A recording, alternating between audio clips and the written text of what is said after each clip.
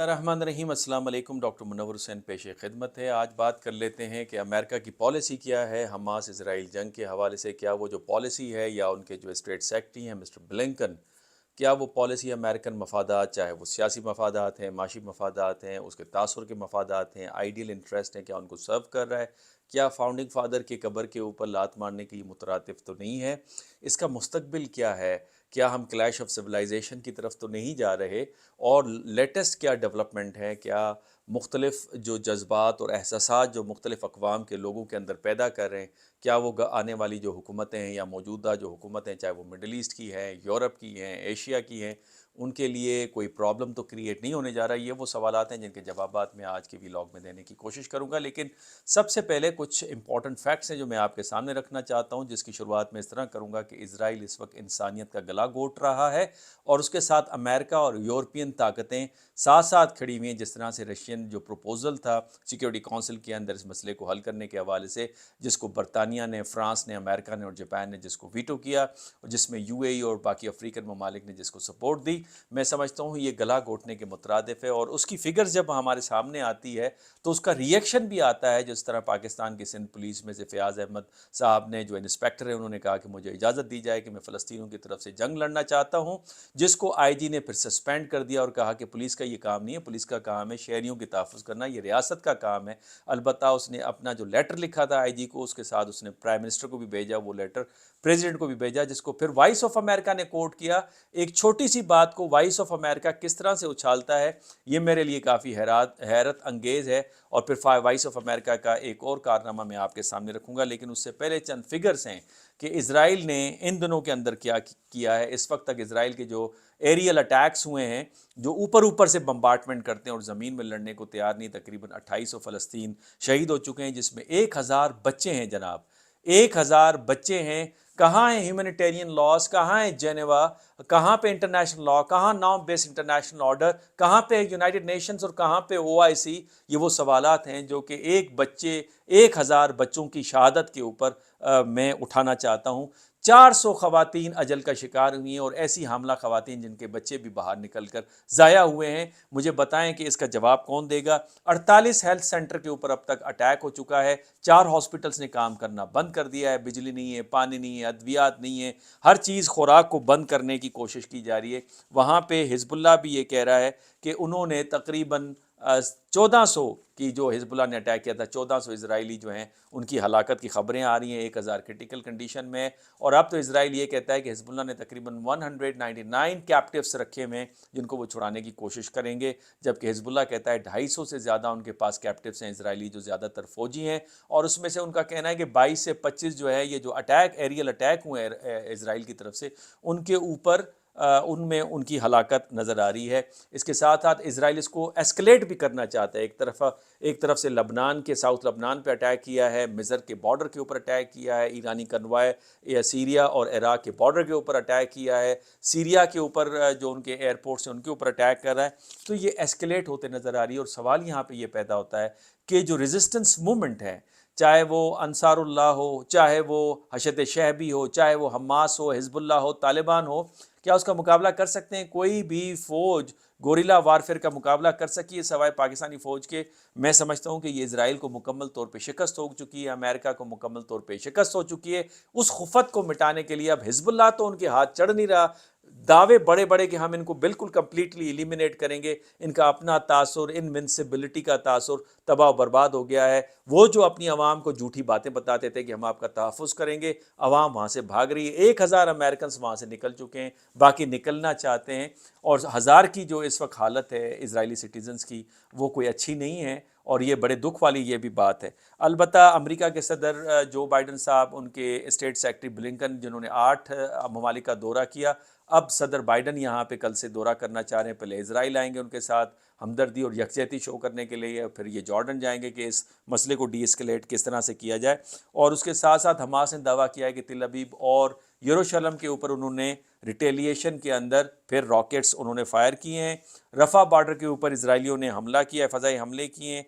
और रशी जो प्राइम मिनिस्टर हैं इस वक्त बरतानिया के, उन्होंने कहा है कि 6 बरतानवी हलाक हो चुके हैं अटैक में और 10 इस वक्त लापता हैं।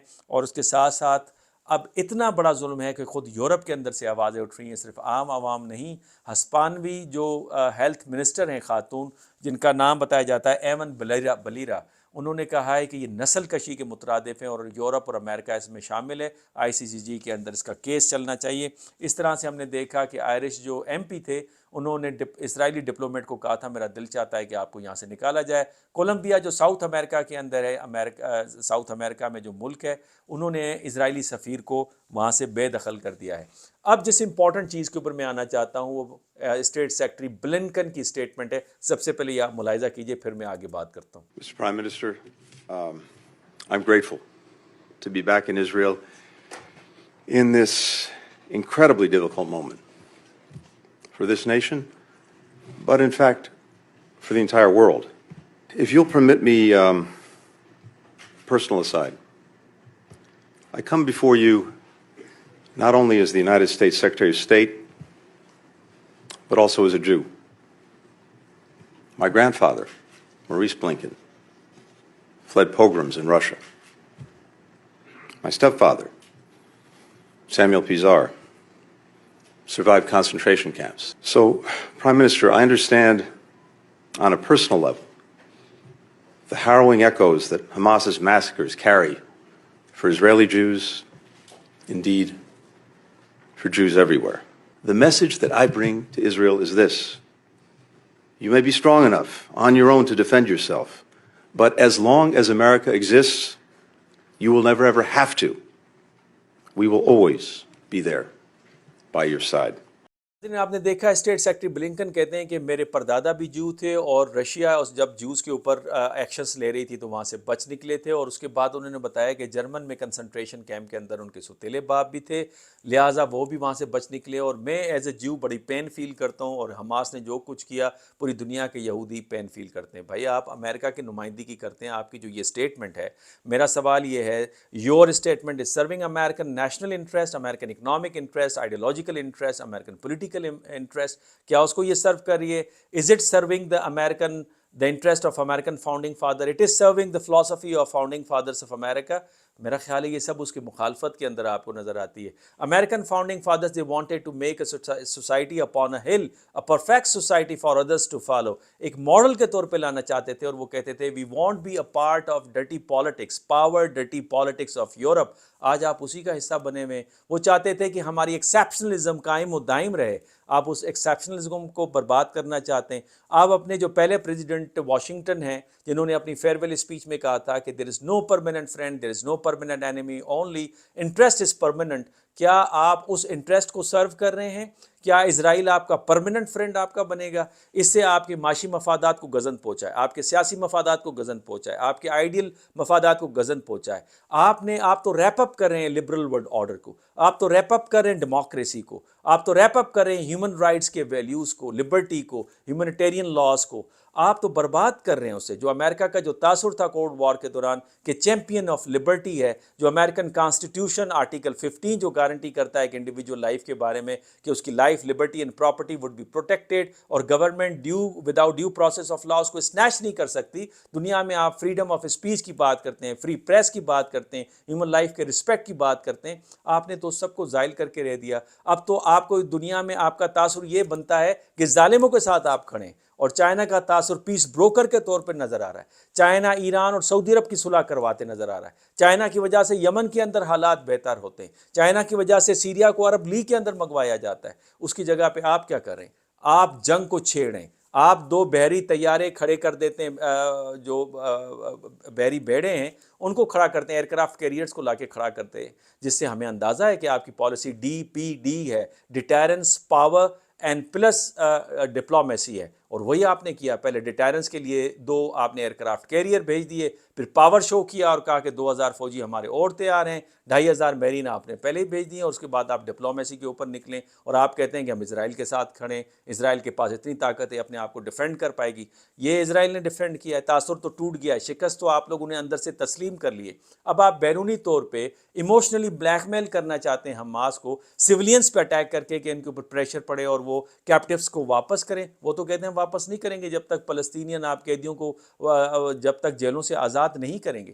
تو میرا خیال ہے امریکن جو آئیڈیل انٹرسٹ ہے ان کو آپ نے سرو نہیں کیا. امریکن پولیٹیکل جو انفلوئنس ہے، اینٹائی امریکنزم پورے مڈل ایسٹ کے اندر بڑھے گی. آپ کہتے ہیں اینٹائی امریکنزم کس طرح سے بڑھتی ہے؟ اسی وجہ سے بڑھتی ہے جو آپ کی پاور بیسڈ پالیسی ہے.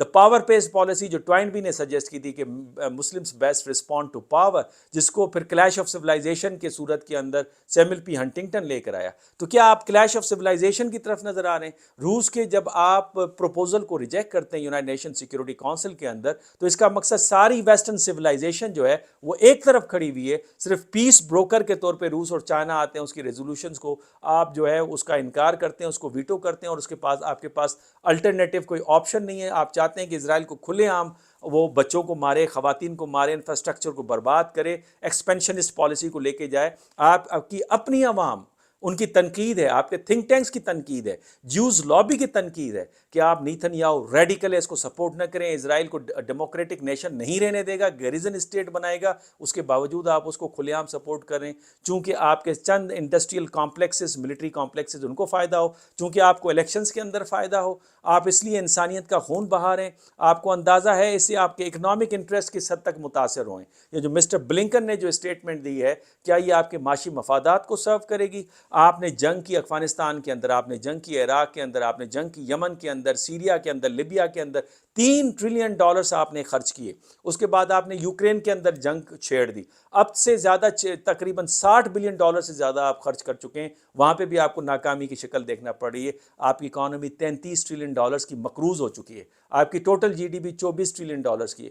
آپ کو لگتا ہے کہ امریکہ فریلی موو کرے گا مڈل ایسٹ کے اندر؟ آپ کو لگتا ہے جو آپ کے فرینڈلی نیشنز ہیں مڈل ایسٹ کے اندر وہ اپنی گورنمنٹ کو سسٹین کر پائیں گے؟ کیا عوام کے اندر لاوا نہیں پکڑا؟ کیا 2.3 ملین لوگوں کے اندر لاوا پھٹ سکتا ہے آتش فشاں بن کے؟ تو 8 ملین جو آپ کا دوسرا اسٹریٹجک پارٹنر انڈیا ہے، وہاں پہ جو لاوا پکڑا ہے وہ بھی پھٹ سکتا ہے. کیا اس سے دنیا میں پیس اینڈ اسٹیبلٹی آئے گی؟ کیا لبرل ورلڈ آرڈر باقی رہے گا؟ یہی وجہ ہے کہ آپ نے ایک اسپیس کریٹ کر کے رکھ دیا ہے جس کو چائنا اور رشیا فل کرنے جا رہا ہے. اس لیے برکس سکسیسفل ہے، ایس سکسیسفل ہے، ایشین IMF کو انٹروڈیوس کروا رہے ہیں، ڈالر کو چیلنج پوز ہو رہا ہے. آپ کے اپنے اسٹریٹجک پارٹنر انڈیا 30 ممالک کے ساتھ اپنی کرنسی کے اندر ٹریڈ کر رہا ہے. آپ نے تو خود ریپ اپ کیا ہے. اسی لیے جان پال کینیڈی ہو یا ابن خلدون ہو، وہ کہتا ہے rise and fall of the great nations میں نیشنز کی پالیسیز اہم کردار ادا کرتی ہیں، ان کے حکمران اہم کردار ادا کرتے ہیں. American nation is a very benevolent nation. American nation believes in equality and fraternity and high level of accommodation پہ یقین رکھتی ہے. لیکن آپ کے جو یہ پالیسی میکرز ہیں مسٹر بلنکن، جو کہتے ہیں میں یہودی اور یہودی بن کے سوچ رہا ہوں اور میرے اپنے احساسات اور جذبات ہیں، آپ امریکہ کی ریاست کو ریپرزینٹ کر رہے ہیں یا اپنے جذبات اور انڈیویجول شخصیت کو آپ ریپرزینٹ کر رہے ہیں؟ تو میں سمجھتا ہوں کہ آپ نے اسپیس کریٹ کر دیا ہے. اس اسپیس میں جو عوام ہے وہ اٹھ کھڑی ہوگی، ان حکومتوں کو ڈیسٹیبلائز کرے گی. اور یہی وجہ ہے کہ حکومتیں مڈل ایسٹ کی، عرب ممالک کی، مسلم ورلڈ کی ایک طرف جا رہی ہیں، عوام دوسری طرف جا رہی ہے. اور یہی وجہ ہے کہ آپ اپنے بساط کو خود لپیٹ رہے ہیں. آپ اس پروسیس کو اسپیڈ اپ کر رہے ہیں. آپ بظاہر لبرل ورلڈ آرڈر کی بات کرتے ہیں، انڈر دا گلو آپ کا ریئل اسٹینڈ ہے. آپ تائیوان کے خلاف وار کے حوالے سے وار چھیڑنا چاہتے ہیں، یوکرین میں وار آپ نے چھیڑی، اسرائیل کو سپورٹ آپ کرتے ہیں، ایران کو دھمکیاں آپ دیتے ہیں. مجھے آپ بتائیں کہ ایران کی پراکسی سے آج تک آپ نے مقابلہ کیا ہے؟ آپ کر پائیں گے؟ اور مجبور ہو جائیں گے سارے ممالک کہ وہ اٹھ کھڑے ہوں. تو میرا خیال ہے جو نارم بیس انٹرنیشنل آرڈر کی بات کی جا رہی ہے اس کو اس وقت شدید خطرات لاحق ہیں. اور مسٹر بلنکن کی جو اسٹیٹمنٹ جو آپ نے سنی، یہ امریکن مفادات کو جو سرو ہے وہ نہیں کر رہی، اور یہ اسپیس کریٹ کر رہی ہے جسے الٹرنیٹیو جو سسٹم ہے وہ سامنے آئیں گے، اور جو برکس اینڈ SCO کی صورت میں ہمارے سامنے آ رہا ہے. تو اس پورے لبرل ورلڈ آرڈر کو جو خطرہ ہے وہ چائنا سے نہیں ہے، وہ روس سے نہیں ہے، وہ الٹرنیٹیو قوتوں سے نہیں ہے، وہ خود امریکہ، امریکن پاور بیسڈ پالیسی اور امریکن اسٹریٹجک الائے جس میں اسرائیل ہے، جس کے اندر انڈیا ہے، وہ جس طرح کی پالیسیز اور ہیومن رائٹس وائلیشن کر رہا ہے، and terrorism and brutal use of power as an instrument of their foreign policy استعمال کر رہا ہے، وہ اصل میں ریئل میں خطرہ ہے. میں سمجھتا ہوں جتنا جلدی اس کے اوپر غور و فکر کیا جائے اتنا بہتر ہے. آج کے لیے یہی کافی. آپ کے کمنٹس کا انتظار رہے گا. اجازت دیجیے. اللہ حافظ.